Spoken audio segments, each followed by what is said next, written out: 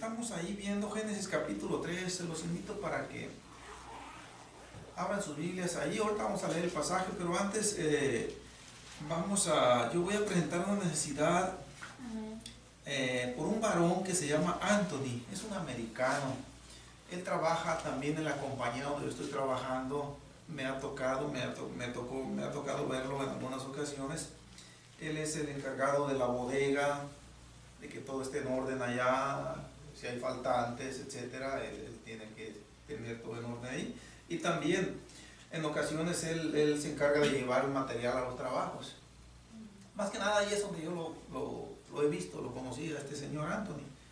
Y supe que por un compañero de trabajo también, que tiene más comunicación con él, que le dijo no hace muchos días que se sentía afligido porque él era, no sé si tenga más hermanos o hermanas, pero dijo que él era el único que cuidaba a su papá, que tenía cuidado a su papá, y que pues eso de por sí pues ya lo tenía en aflicción a él, pero de unos días para acá su papá ya no lo empezó a reconocer, dice que empezó a perder la memoria, dice.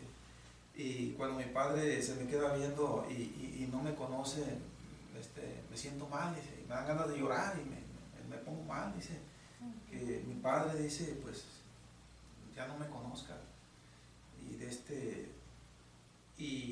Pero sucedió un acontecimiento que hace como unos 3 o 4 días le dio un ataque, un paro cardíaco. Me dijo este compañero de trabajo, y no murió Anthony, quedó en estado de coma. Pienso más que nada que debe haber sido algún derrame cerebral, porque no he sabido que los ataques cardíacos dejen en estado de coma a la gente. Lo que sí dejan en estado de coma son los derrames cerebrales. Pero en fin, así me pasó la noticia mi compañero. Y está en algún hospital él con mangueras y tubos y aparatos y todo eso en estado de coma. Y al final, mis hermanos, ahí les pido que oremos por Anthony. Amén. Y que el Señor tenga misericordia de ese varón.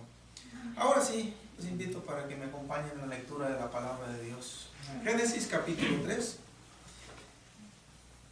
Ahí tenemos en el pizarrón los versículos que vamos a leer, es el versículo 5 y el versículo 6. Ustedes síganme con su vista. Amén. Yo lo leo en voz alta, como siempre. Dice así: sino que sabe Dios que el día que comáis de él, serán abiertos vuestros ojos, y seréis como Dios, sabiendo el bien y el mal. Y vio la mujer que el árbol era bueno para comer, y que era agradable a los ojos, y árbol codiciable para alcanzar la sabiduría, y tomó de su fruto y comió. Y dio también a su marido, el cual comió así como ella. Amén. Dios les pague la reverencia de la palabra de Dios. Vemos nosotros que cuando Satanás empieza su argumento de mentiras en el versículo 4, lo primero que hace es hacerle una promesa a Eva. Una promesa que era una mentira. No moriréis. Y enseguida sigue argumentando mentiras. Y en esta afirmación que le hace a Eva en el versículo 5, está presentando a Dios, y aquí me estoy enlazando con la predicación pasada, ya que vamos a pasar al versículo 6 más que nada. En el versículo 5 presenta a Dios como un ser egoísta, como un ser que no quiere que otros compartan con él esa grandeza que él tiene, y como que lo presenta también diciéndole a Eva que Dios realmente, y todo esto está implícito aquí, ¿ya?, que Dios realmente no es bueno, porque los quiere tener sumidos en la ignorancia. No quiere que ustedes sepan el bien y el mal. Eso es lo que le dice. Ahora, punto. En el versículo 5 hay un punto, termina una sección. De allí en adelante, mis hermanos, no sabemos nosotros cuánto tiempo pasó. Ya no nos presenta la palabra de Dios, al menos no me ha tocado leerlo a mí en toda la Biblia, que se haya entablado otra plática más entre Eva y Satanás. No sabemos tampoco, porque la palabra de Dios no nos dice absolutamente nada, y ante esto nosotros solamente podríamos hacer meras suposiciones, suposiciones que son lícitas, debo aclarar. No sabemos si Eva le confió, le platicó a su esposo Adán sobre esto que había platicado, sobre esto que Satanás le había dicho. No podemos nosotros dar una afirmación contundente en ese sentido. Lo más probable es que no lo haya hecho. Bien, pero una cosa sí podemos nosotros asegurar. Cuando Satanás termina la plática, que vemos nosotros ahí en el versículo 5, y seréis como Dios, sabiendo el bien y el mal, él sabía, en esa astucia que le caracterizaba, que había inoculado en Eva un veneno mortal, y que solamente era cuestión de esperar un poco de tiempo para que ese veneno surtiera el efecto. Él sabía lo destructivo que había sido el mensaje que le había dado. Y por lo tanto, mis hermanos, como pudieron haber sido días, pudieron haber sido semanas, meses, años, no sabemos. Pero sí transcurrió un periodo de tiempo durante el cual en la mente de Eva se estuvo librando una batalla mortal entre el bien y el mal. Yo pudiera atreverme a suponer que Eva le daba entres a quererle llegar al árbol. Casi estiraba la mano para cortar el fruto prohibido, que no sabemos qué era, y retraía su mano. No. Dios me dijo que no, que iba a morir, y se retiraba. Pero le venía el efecto del veneno con más fuerza después. ¿Y qué tal si es cierto que no me va a pasar nada?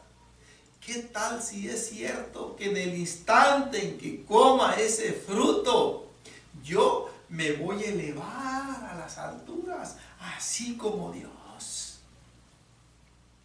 allí estaba la tentación, en todo su apogeo, haciendo un efecto devastador en la mente de Eva. Hubo una batalla mortal. Y esto, yo aprovecho para decirlo, mis hermanos, que se repite todos los días, una y otra vez, en la mente, ya no voy a decirlo de todos los seres humanos, muy especialmente en la mente del creyente, en la mente del cristiano. En una ocasión, voy a hacer un paréntesis, mis hermanos, ya saben ustedes que hago paréntesis en ocasiones. En una ocasión, un varón, por cierto, era un pastor. No voy a mencionar nombre, no voy a mencionar lugares. Y esto lo supe porque fue de viva voz de él. Dijo que una varona que llegó a la iglesia como visita y desde un principio mostró un interés excesivo por hablar con él, por entrevistarse con él. Y le hablaba por teléfono. Y le decía que quería hablar con él, pero no quería hablar con él en donde lo vieran. Quería hablar con él en privado. Y hermanos, y recuerdan que yo recuerdo que ya les he dado yo este consejo. ¿Sí? Y se los he dado a hermanos mucho más ancianos que yo. Nunca, salvo que de parte de Dios esté diseñado ese momento, ese lugar, pero el Señor va a propiciar las circunstancias y no va a dejar lugar a dudas de que Él está allí. Pero salvo una intervención muy especial de Dios, nosotros siempre tenemos que rechazar, tanto los hombres como las mujeres, vernos a solas con una persona extraña. Y cuando digo una persona extraña, no estoy diciendo con una persona que no conocemos. Podemos conocerla, pero al decir extraña, yo me estoy refiriendo que no sea el esposo, que no sea la esposa, que no sean los hijos, que no sea alguien que por el parentesco, por consanguinidad o afinidad, sea del todo normal que se pueda tener un encuentro, una plática, y no hay ningún problema, ninguna trascendencia. Y bueno, este varón como que se descuidó. Y sí, en las primeras ocasiones él rechazó y no se prestó. Pero ante la insistencia, en su mente empezó a librarse una batalla también. ¿Qué querrá decir? Ella le decía que lo que quería era que la aconsejara, porque algo así, tenía problemas matrimoniales y quería que él le diera un consejo a ver qué era lo más sano, lo más adecuado, lo más conveniente hacer.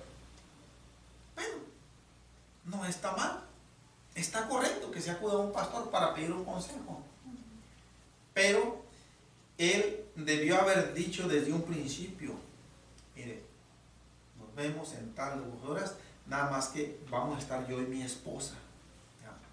O vamos a estar yo y otro pastor ahí. No es conveniente que estemos usted y yo solos.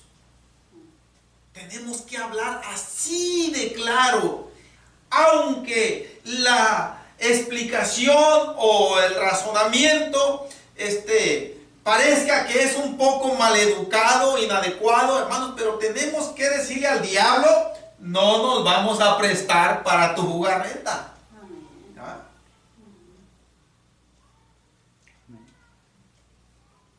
nos habla una varona por teléfono. En una ocasión me habló una varona que me habló a mi celular.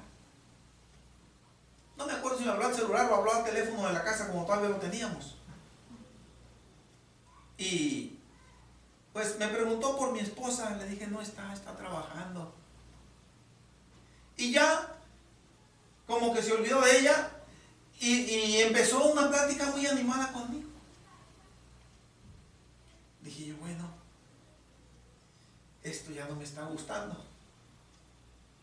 Entonces yo lo que voy a hacer, le voy a hablar de la palabra de Dios. Que sepa que yo soy un hermano. Que sepa que si algo turbio pretende conmigo, lo que va a encontrar es palabra de Dios.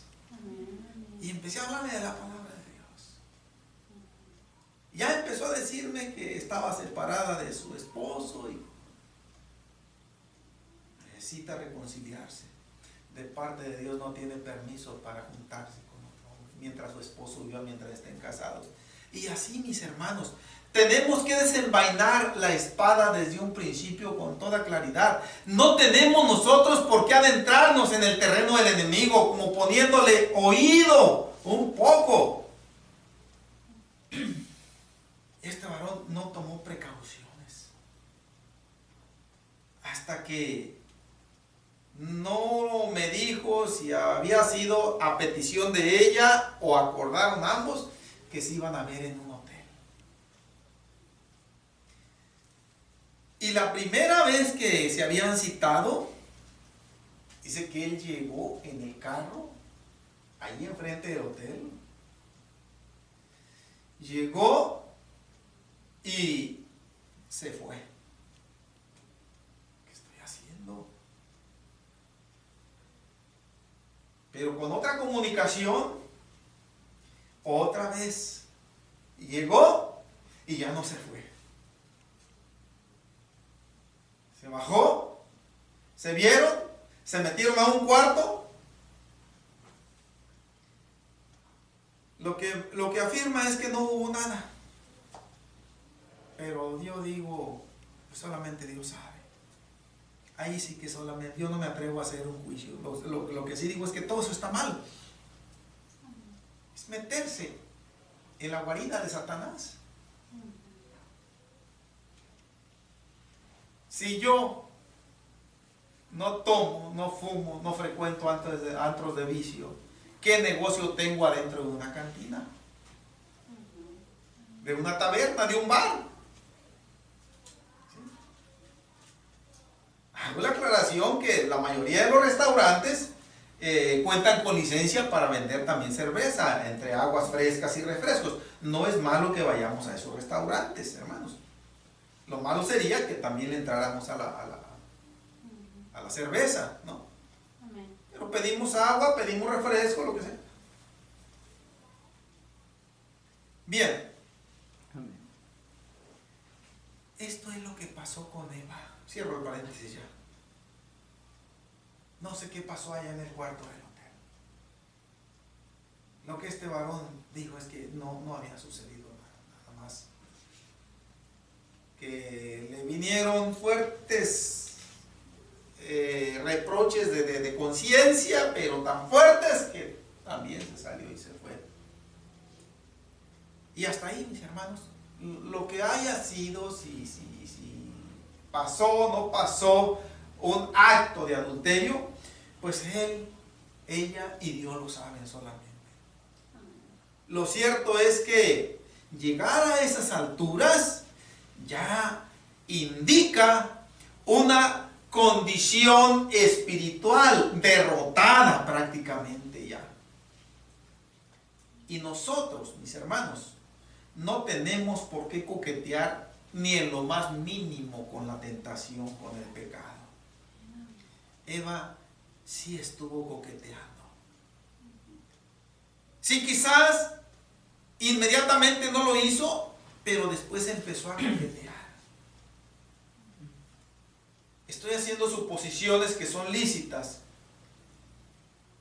Iba y le daba la vuelta, se le quedaba viendo. ¿Y quién me impide que estire la mano?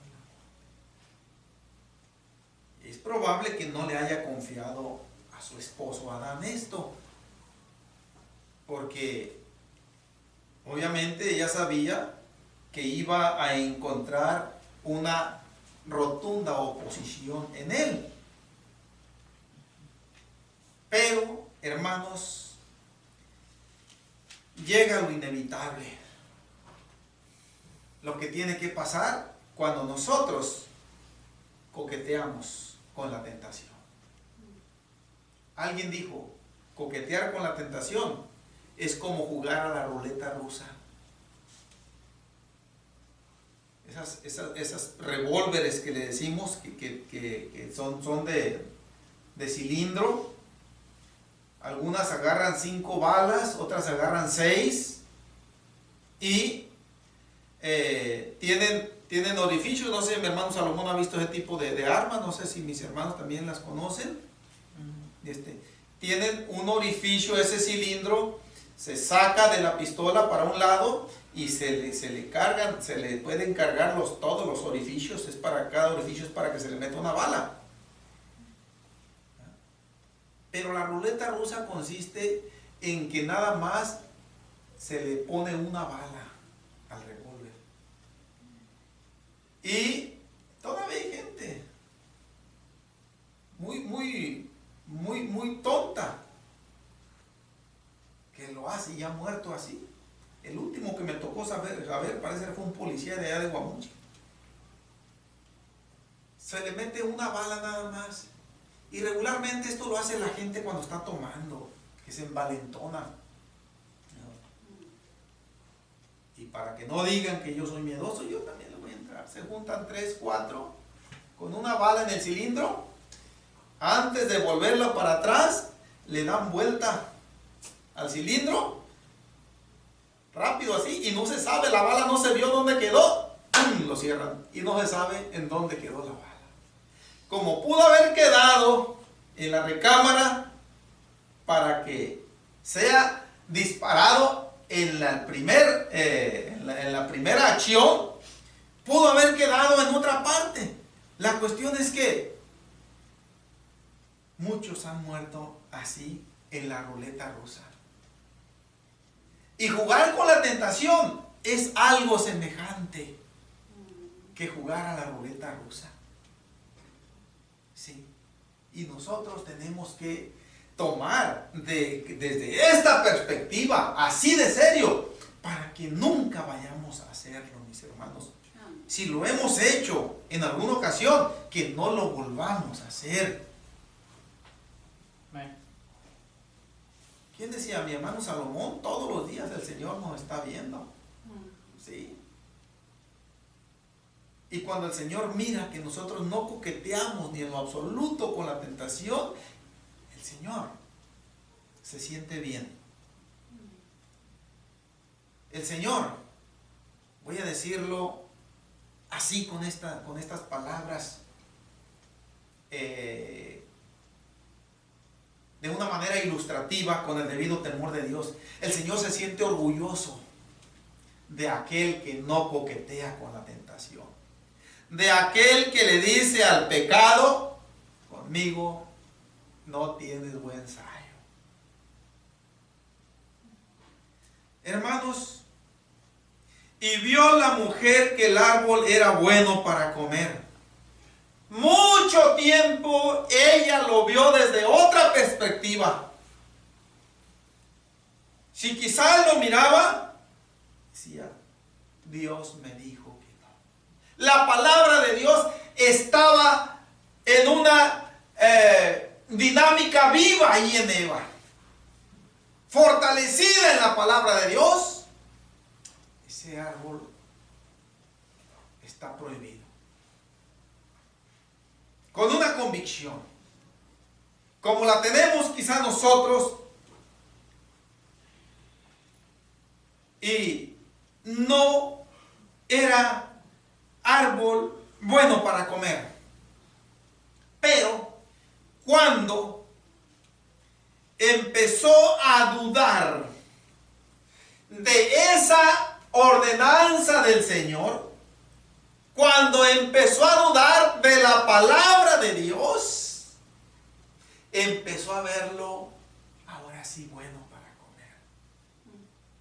Y Dios le había dicho, no es bueno para comer porque te va a causar la muerte. Le dijo a Adán, el día que de él comierais, ciertamente que no te quepa la menor duda, vas a morir.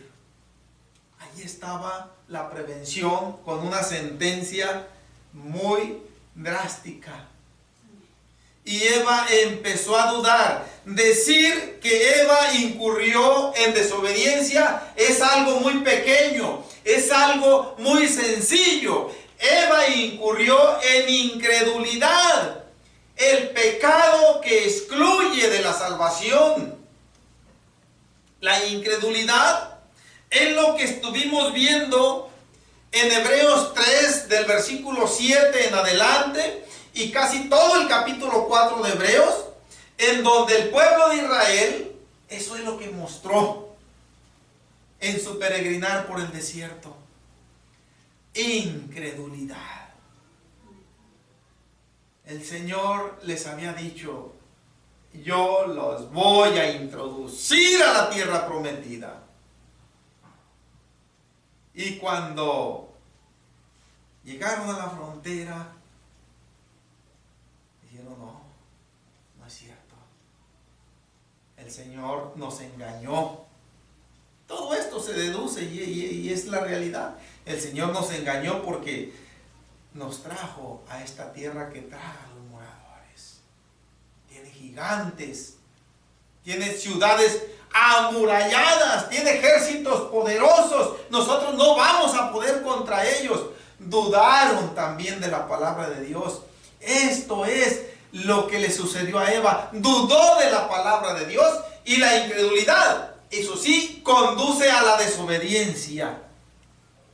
A eso la condujo porque dejó de creer en la palabra de Dios. Era un mandamiento muy sencillo, como ella misma le dijo a Satanás en la primera respuesta que le dio: de todos los árboles del huerto podemos comer, nada más del árbol que está ahí en medio del huerto no podemos comer. ¿Sí? Pero después dijo, sí podemos comer. Ahora sí podemos comer, porque ya nos dimos cuenta que no es cierto que no lo podemos comer. ¿Por qué llegó a decir esto? Porque le llegó un mentiroso predicador. Y esto es lo que sucede con muchos cristianos, que empiezan rectamente su buen caminar con el Señor y le llegan doctrinas extrañas.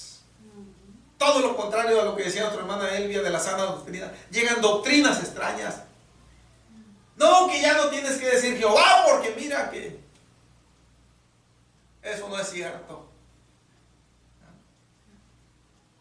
Que mira que ahora que dice la palabra de Dios que no le alabemos al Señor con instrumentos de música. Y agarran citas bíblicas. Y tantas mentiras. Por eso el apóstol Pablo le previno a Timoteo que se cuidara de aquellos espíritus engañadores y de doctrinas de demonios. Dice, porque van a venir, dice, van a venir quienes van a prohibir casarse. Y ahí están muchos varones, muchas varonas. Dicen que, porque por allá dijo el Papa que no deben casarse los curas, los sacerdotes, y no deben casarse las monjitas. Pero la palabra de Dios no dice eso. Doctrinas extrañas. Vamos a decirlo nosotros, ubicándonos en este tiempo. Una doctrina extraña, Eva le dio la bienvenida. En un principio la rechazó, como muchos. Pero después dijo, es que Suena bien. No vamos a morir para empezar. Vamos a ser como Dios. Vamos a saber el bien y el mal. Y en este versículo 6, mis hermanos, cuando dice, después de que dice, y vio la mujer que el árbol era bueno para comer y que era agradable a los ojos. Esta expresión nos habla de la concupiscencia de la carne, entre otras cosas. De ver lo que no debemos ver. De desear lo que no nos es concedido de parte de Dios. Y enseguida dice, y árbol codiciable para alcanzar la sabiduría. Mis hermanos, esta expresión, no vayamos a pensar que quiere decir que vas a ver muchas cosas que no sé ahorita. No se trata de aquí de la sabiduría terrenal. Que voy a saber el significado de muchas palabras que no sé. Que voy a saber el nombre de muchas cosas que no sé. La capital de todos los países, etc. No se trata de esa sabiduría. Cuando dice, y árbol codiciable para alcanzar la sabiduría, está diciendo aquí que va a ser igual a Dios. Que va a tener la misma santidad de Dios. Que va a tener el mismo nivel de Dios. Y tomó de su fruto y comió. Y dio también a su marido, el cual comió así como ella. ¿Y cómo comió ella, mis hermanos? Pues no sabemos, porque no nos dice la palabra de Dios exactamente en qué momento comió, pero sí comió. Pero ¿cómo es que comió? Engañada. Y nosotros pudiéramos modificar esa expresión. Comió habiéndose dejado engañar. ¿Sí? Se dejó engañar. Y lo que nos está diciendo respecto a su marido, el cual comió así como ella, que él también tuvo una grande responsabilidad. Que él también se dejó engañar. Porque él también sabía el mandamiento de Dios. Ahora, aquí quiero añadir algo extra yo, para terminar la predicación, mis hermanos. Vamos a continuar con este versículo, porque hay más que tenemos que ver aquí. Acordémonos que Eva, Dios le asignó una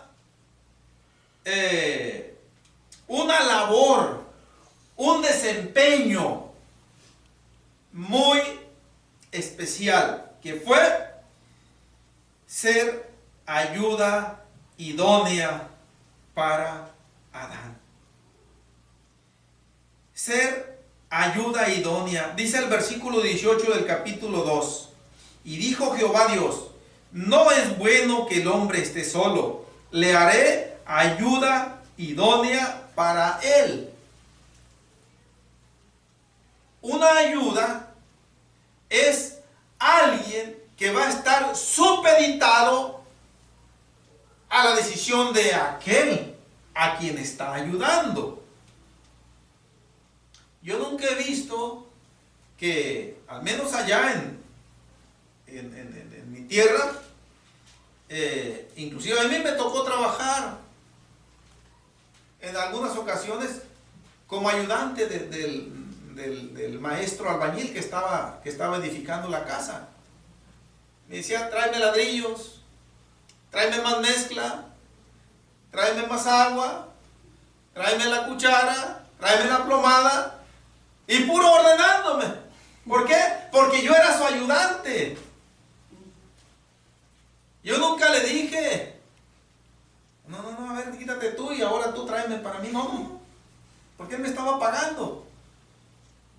¿Y qué es lo que yo quiero decirles aquí, mis hermanos? Que Eva, como ayuda de Adán, estaba supeditada a la autoridad de su esposo. Y cuando aquí dice, y comió, y dio también a su marido, nos está diciendo, aquí hay algo que nosotros tenemos que verlo con la lupa. Le impuso su autoridad para que comiera. No sabemos qué fue lo que platicaron en esta acción mortal también. ¿Sabes qué? Si estuvo bien o mal, yo ya comí del fruto del árbol. Y pues ciertamente ya no me siento la misma, pero pues no me siento del todo mal tampoco. Y pues como yo ya comí y como tú eres mi esposo y como vamos a seguir juntos, pues come tú también para estar. Pero en vía imperativa, ordenándole. No tenía Adán por qué obedecer, porque él sabía también el mandamiento, la palabra de Dios.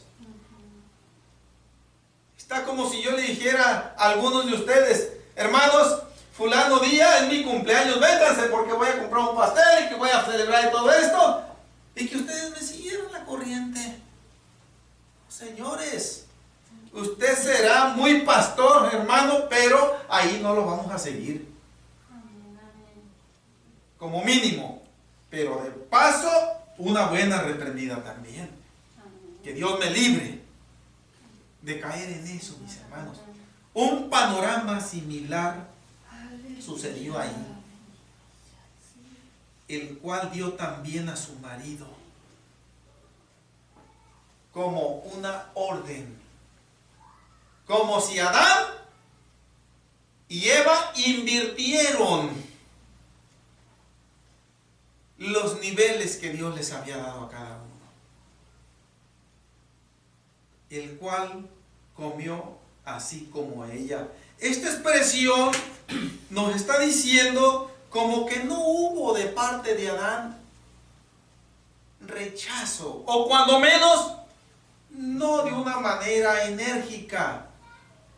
Si quizás se negó muy débilmente, pero fue algo que no presentó resistencia. La realidad en sí nunca la vamos a saber, pero lo que sí sabemos es que los dos coquetearon con el pecado. Y tanto responsabilidad tuvo Eva como Adán. No me corresponde a mí ni a nadie decir Adán tuvo más o Eva tuvo más. Dios sabe quién fue y quién tuvo más responsabilidad o si tuvieron igualita. Solamente el Señor lo sabe. Si yo les digo Adán tuvo más culpa o Eva tuvo más culpa, yo me estoy exponiendo a estar mintiendo. A eso me estaría exponiendo nada más, mis hermanos. ¿Por qué? Porque no me dice de una manera así, clara, la palabra de Dios esto. Entonces lo que yo puedo decir es que ambos tuvieron responsabilidad. Si uno tuvo más que otro, ahí ya no puedo yo meterme, porque la palabra de Dios no me permite. Gloria a Dios. Hermanos, y esto se repite, digo yo, una y otra vez, todos los días en la iglesia. Muchos le dan la espalda al Señor porque se pusieron a coquetear con los ofrecimientos del diablo. Muy baratos, muy corrientes, muy sucios todos. ¿Ah? Dijo el rey Salomón en uno de los proverbios, como aguas turbias y como manantial corrompido es el creyente o el justo que cae delante del impío. Cuando el impío llega con sus insinuaciones, échate un hombre.